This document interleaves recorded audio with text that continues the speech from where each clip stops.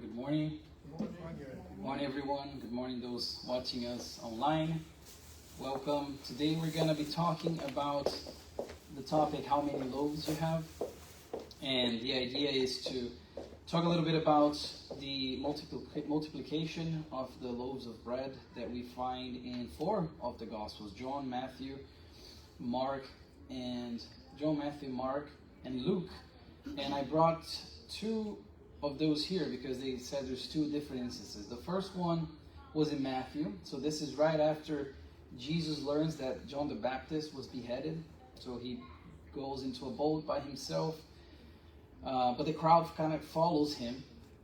And they wanted to hear him and continue to be healed by him. So Jesus goes and he heals some of those who were sick. Some of those who were there. But the problem is that the night started to fall and it started to become late. As evening approached, the disciples came to him and said, "This is a remote place and it's already getting late. Send the crowds away so they can go to the villages and buy themselves some food." Jesus replied, "They do not need to go away. You give them something to eat."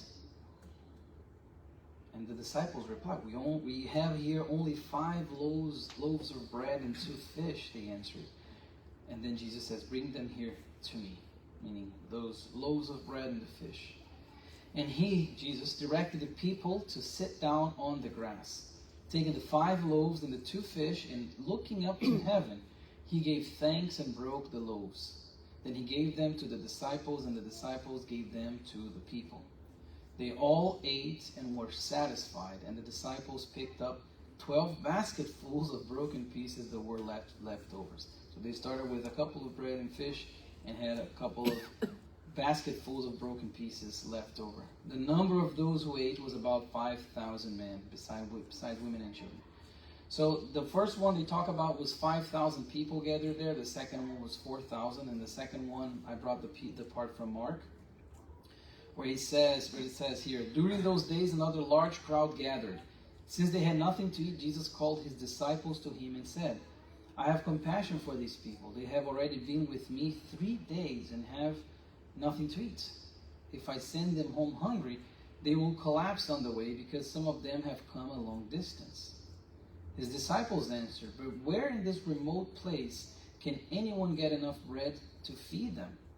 And then he asks, which is the title of today's presentation, 'How many loaves do you have?' And they said 7. He told the crowd to sit on the ground.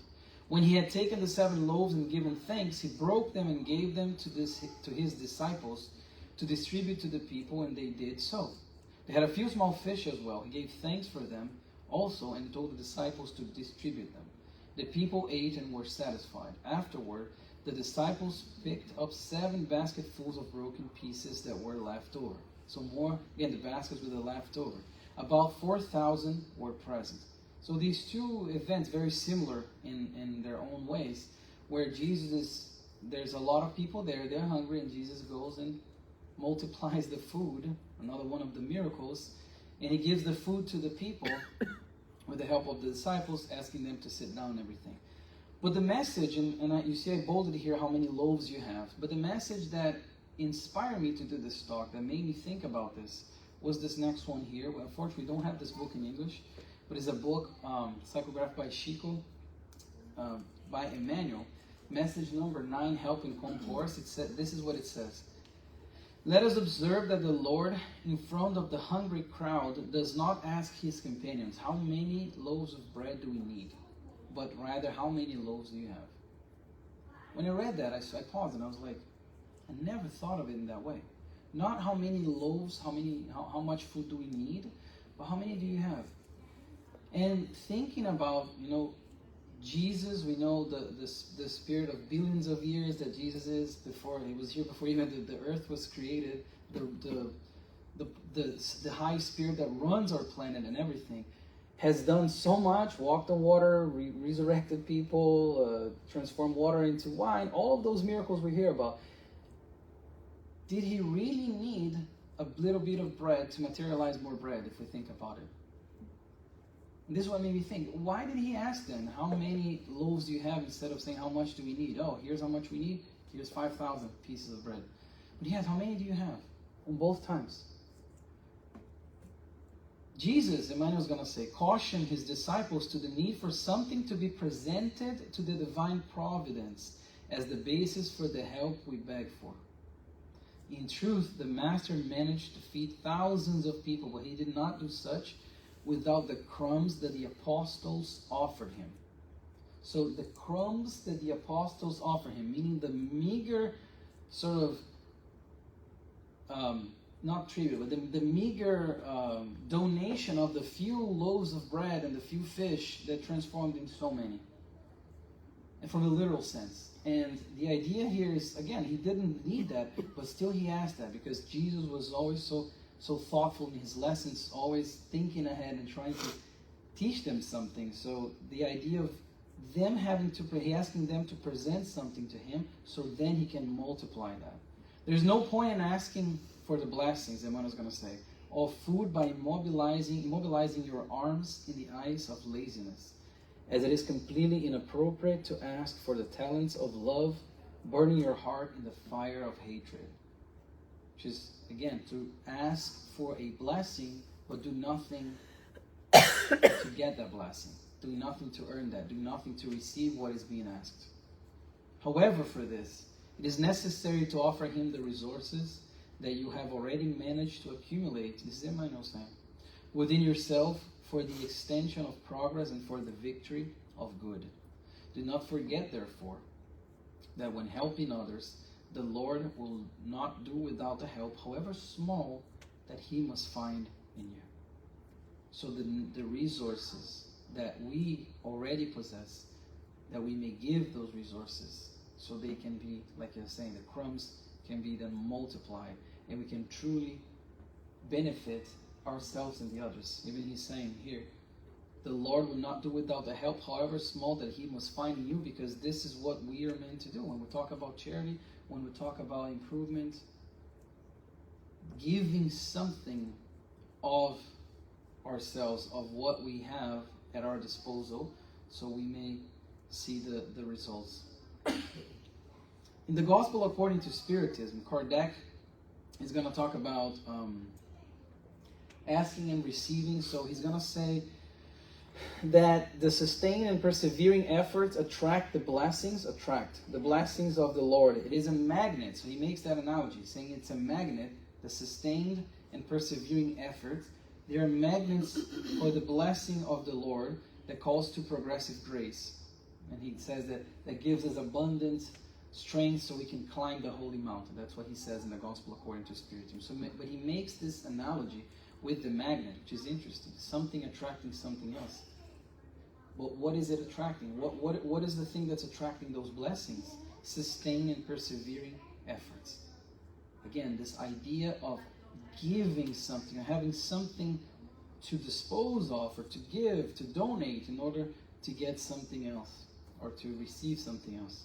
And on the same note, he also talks about the metaphor. He makes a metaphor about tilling the field, in the sense that he's saying that we have received from our Father this big field that we must till, meaning prepare the soil, tilling meaning prepare the soil, for the seeds to grow.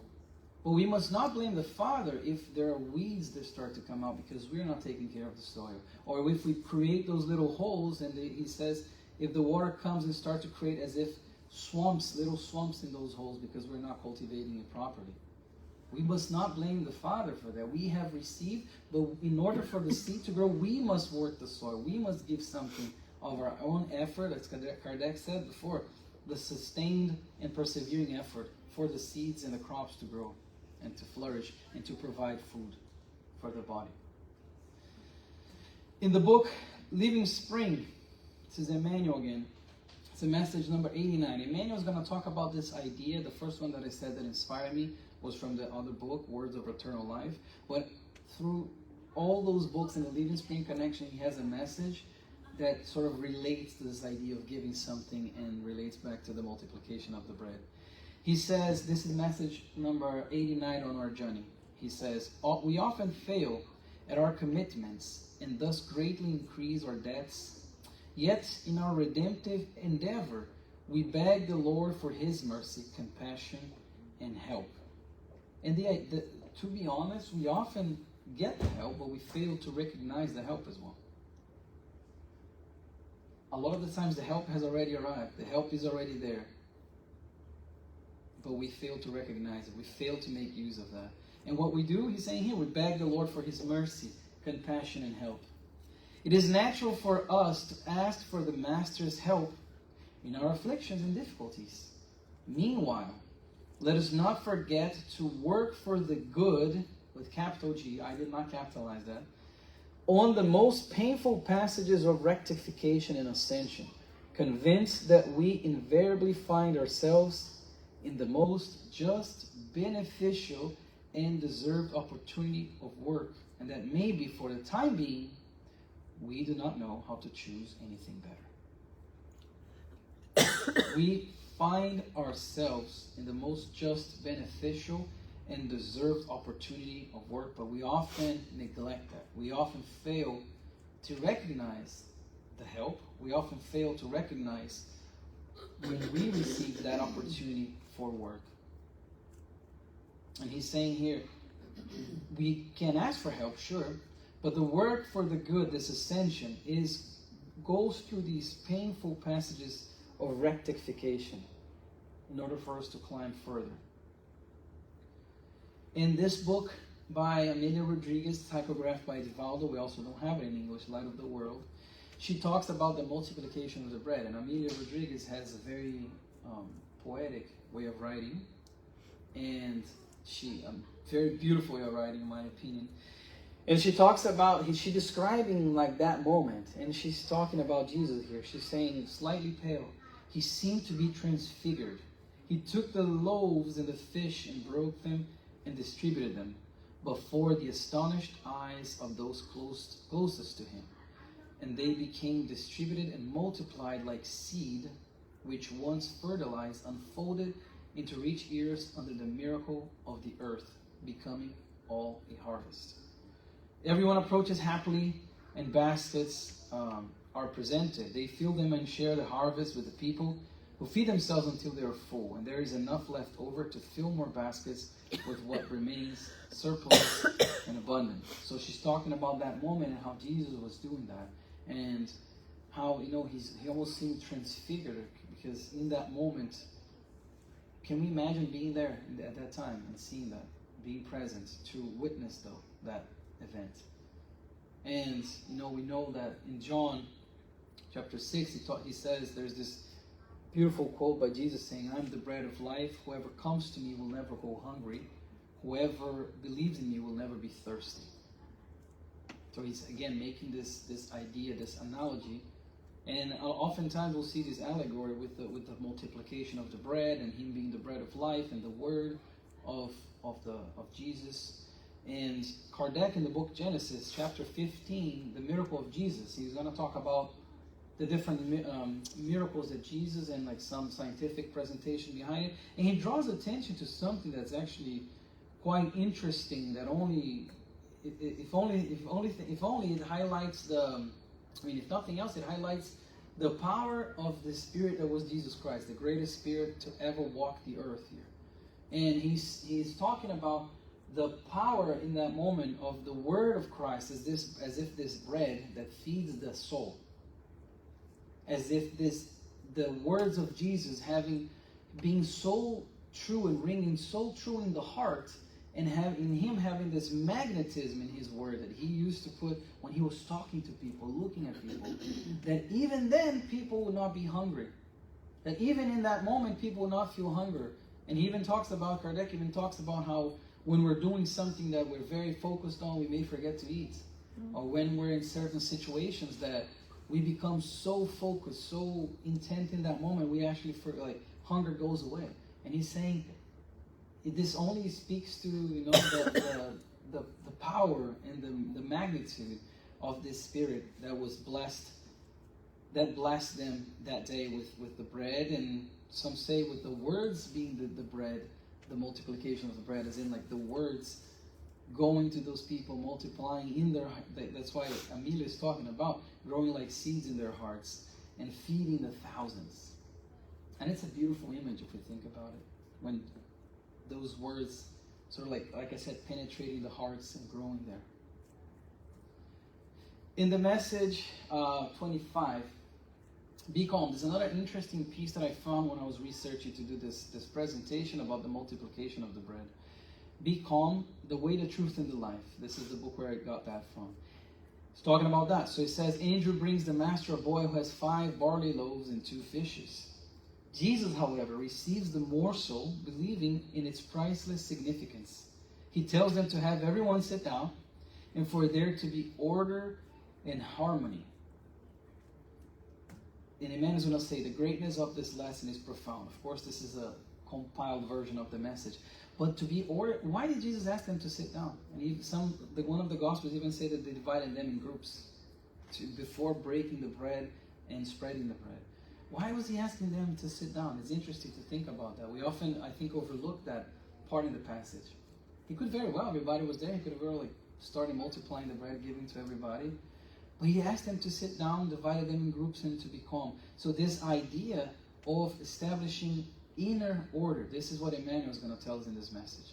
This idea that we beg Christ for help, but we often do so in a disordered state or an orderly state. And by having people sit down and sort of calming them down, he's encouraged them to establish this inner order so they may receive the heavenly resources. Be that the bread that was multiplied physically or the word as the bread. And again, Emmanuel's saying the greatness of this lesson is profound because I think, again, it's one that it's often overlooked. And we must also have sort of this calmness in those moments where we need, or we're asking for the blessings and we need to receive them. We also need to have that order, that calmness.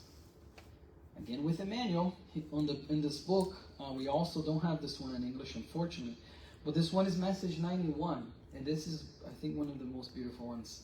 He says, faced with the legion of hungry people, any man would experience invincible discouragement, considering the crumbs of 5 loaves of bread and 2 fish. But Jesus uses the immense power of kindness and manages to feed everyone abundantly. Can we imagine being ourselves, having 5,000 people to eat, or wanting to feed 5,000 people, and we receive 5 loaves of bread and 2 fish? We would say it's impossible. We can't. It's literally physically impossible. Many apprentices, Emmanuel is going to say, recoil when faced with the extent of the task. However, if the faithful servant walks towards the Lord, the crumb of his light is immediately supplied by the miracle of multiplication. Since Jesus, considering this spontaneous offering, will bless his small patrimony, allowing him to nourish 2 crowds of the needy. So he's going to bless the offering, no matter how small we think it is. 5 loaves of bread for 4,000 people. But Jesus is going to bless that. He's saying we're going to receive something when we give something in return. So he's talking about how this multiplication, Emmanuel is saying this message, how this multiplication of the loaves is this profound symbol of the power of love and faith when combined with dedicated action. How many loaves do you have? Not how many do we need. How many loaves do you have? How many can you bring? Oh, we only have this. Bring them here. In the other part we see with Matthew. Bring them here. Bring them to me. Which is very interesting for us to think about. He's in both instances is asking that something in order to give something else even greater. It is essential, he finishes by saying, however, not to doubt our minimal possibilities for good. Our crumbs of goodwill in the willingness to serve when led to Christ are worth more than all of the multitudes of evil in the world.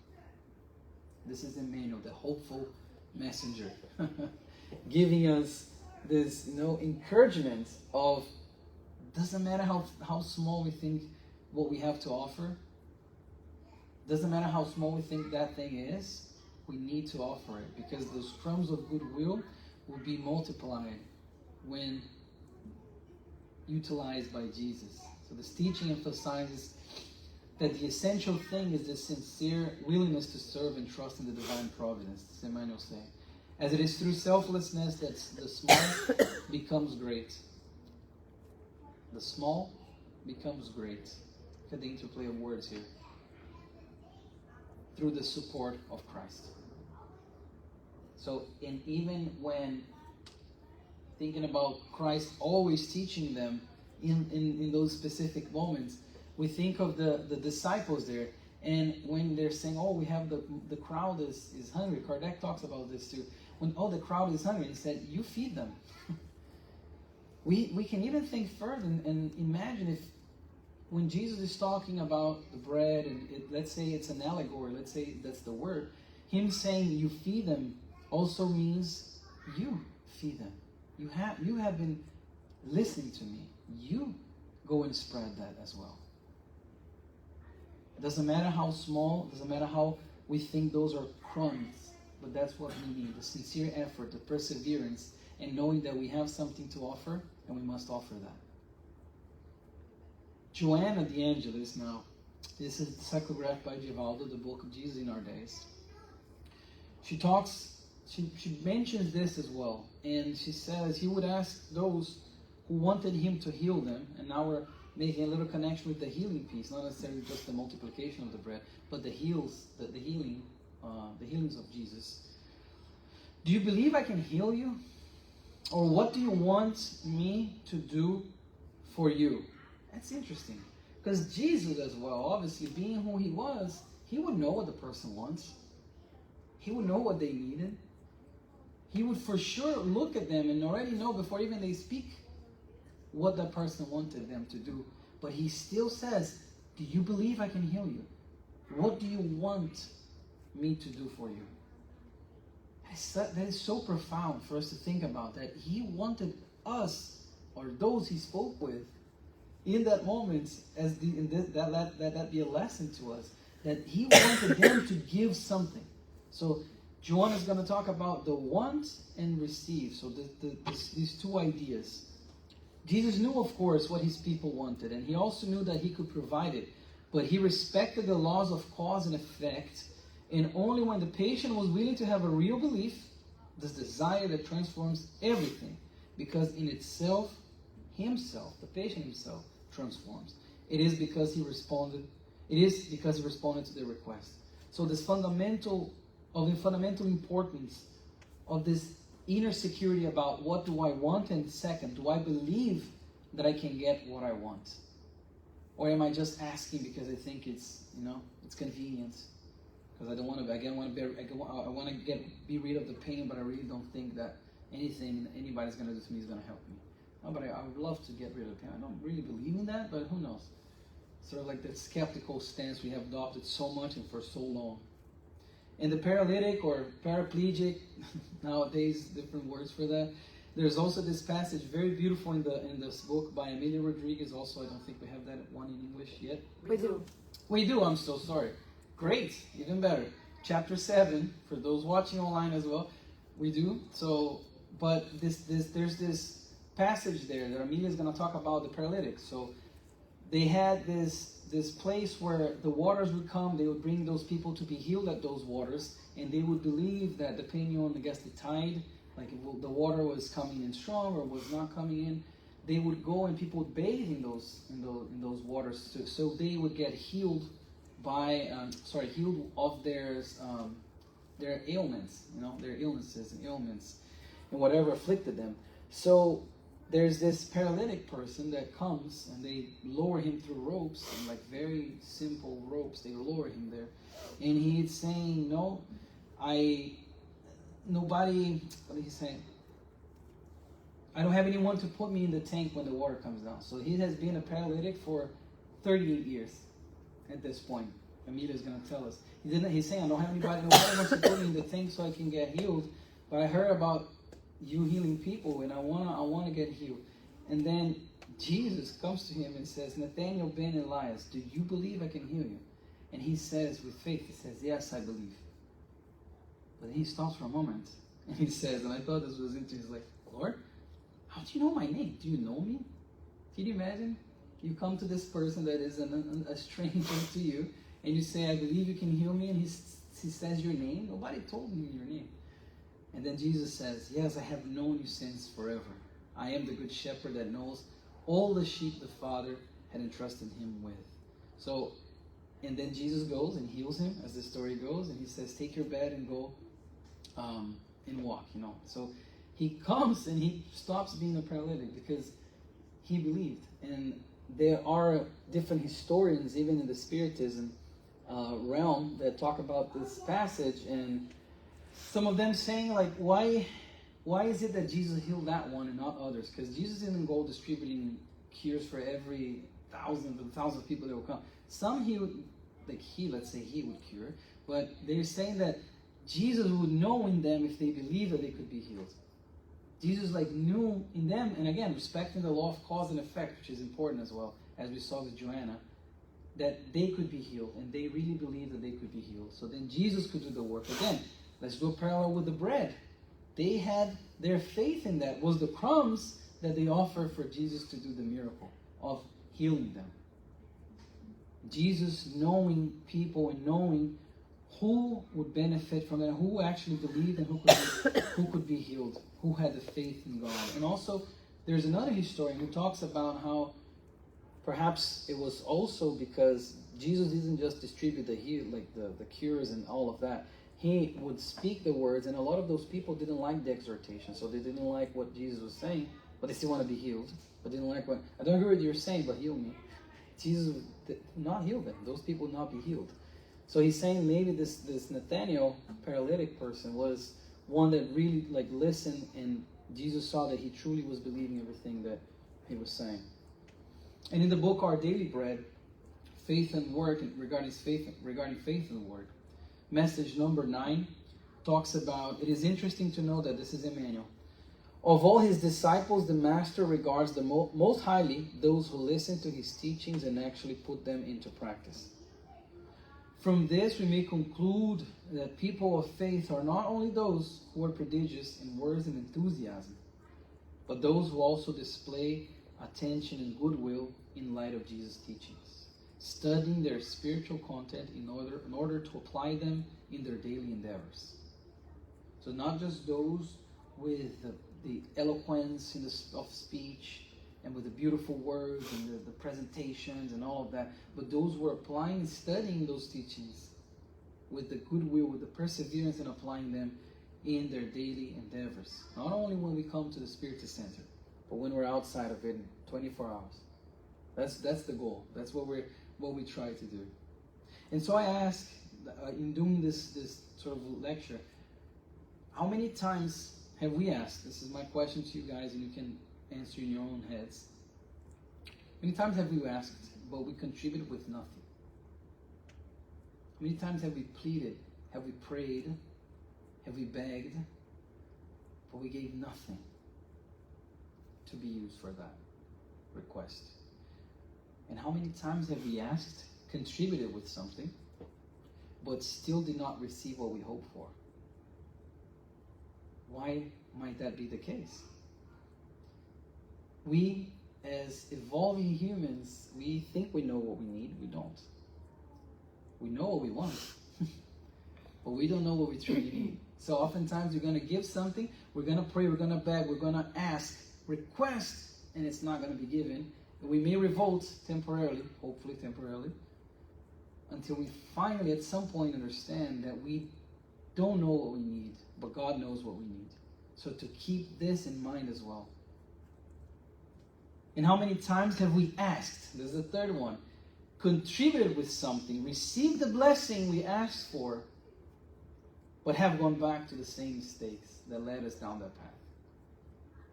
And this one made me think of the paralytic, because as we come to find out later on, he went to tell about Jesus healing him.